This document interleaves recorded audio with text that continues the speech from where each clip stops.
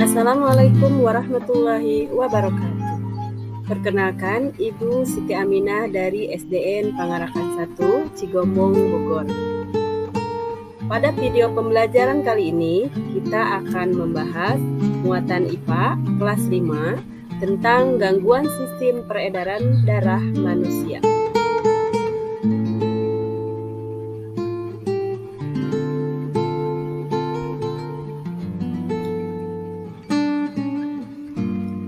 Adapun tujuan pembelajaran kali ini yaitu siswa mampu menyebutkan berbagai macam gangguan peredaran darah pada manusia dan penyebabnya. Darah merupakan bagian tubuh yang sangat vital. Di dalam tubuh terdapat sekitar 4 sampai dengan 5 liter darah. Darah mengangkut segala sari-sari makanan yang dibutuhkan oleh tubuh. Jika sari-sari makanan tidak terangkut dengan baik dan lancar, maka fungsi-fungsi bagian tubuh akan terganggu. Hal ini tentunya akan mengakibatkan beberapa penyakit dalam tubuh kita, seperti penyakit jantung, kanker darah, kolesterol, diabetes, dan masih banyak lagi. Adapun gangguan peredaran darah pada organ peredaran darah diantaranya yaitu 1. Hipertensi, yang biasa disebut dengan darah tinggi. Hipertensi adalah suatu keadaan ketika kondisi tekanan darah yang mengalir pada pembuluh darah melebihi batas normal. Kedua, hipotensi. Hipotensi adalah suatu keadaan ketika tekanan darah yang mengalir pada pembuluh darah berada pada batas di bawah normal. Ketiga, kanker darah atau leukemia. Leukemia disebabkan adanya sel kanker yang menyerang bagian darah yang mengalir di pembuluh darah, terutama sel darah putih. Keempat, jantung koroner. Penyakit jantung koroner adalah suatu keadaan ketika peredaran darah yang mengalir pada pembuluh darah koroner mengalami penyumbatan, sehingga peredaran darah terganggu.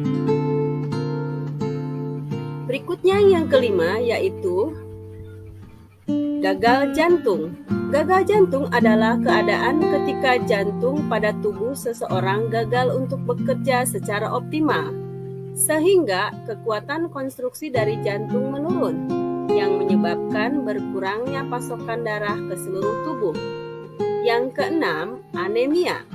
Anemia adalah suatu keadaan ketika seseorang mengalami kekurangan darah sehingga darah yang mengalir di pembuluh darah mengalami defisit dan menyebabkan tidak optimalnya peredaran darah ke bagian-bagian tubuh dan organ tubuh tertentu.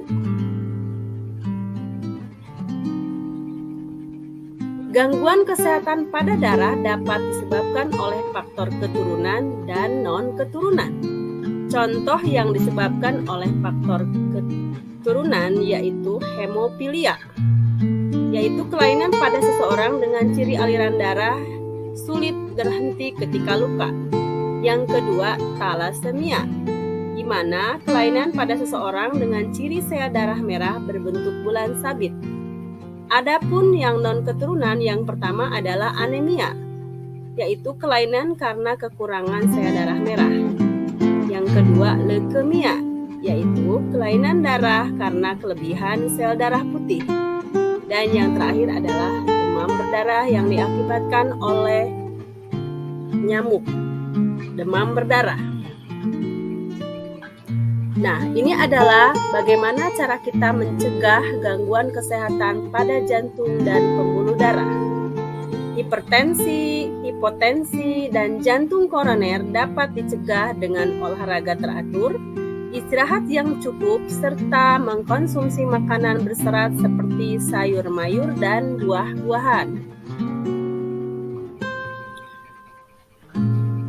Cara mencegah gangguan kesehatan pada darah yang pertama untuk penyakit anemia yaitu dengan cara mengkonsumsi makanan yang mengandung banyak zat besi. Yang kedua, untuk penyakit leukemia, pencegahannya dengan menerapkan pola hidup sehat. Yang Ketiga, demam berdarah. Pencegahannya dengan menjaga kebersihan lingkungan untuk membasmi sarang nyamuk. Dan yang keempat, thalassemia. Gangguan ini tidak dapat dicegah karena merupakan penyakit keturunan. Dan yang kelima adalah penyakit hemofilia. Gangguan ini pun tidak dapat diobati, akan tetapi dapat dicegah. Caranya dengan menghindari terjadinya pendarahan agar darah tidak terus mengalir.